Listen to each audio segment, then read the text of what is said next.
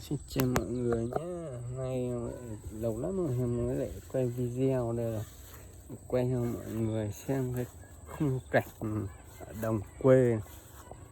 Đấy.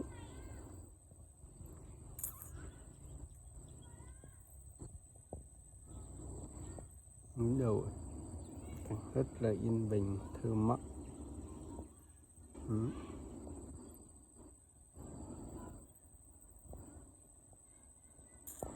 Núi đồi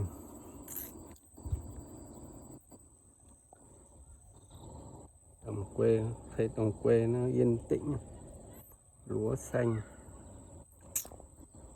Đó. Lâu lắm rồi, 3 năm ở quê. Đó là cảnh đồng quê này cũng khá đẹp.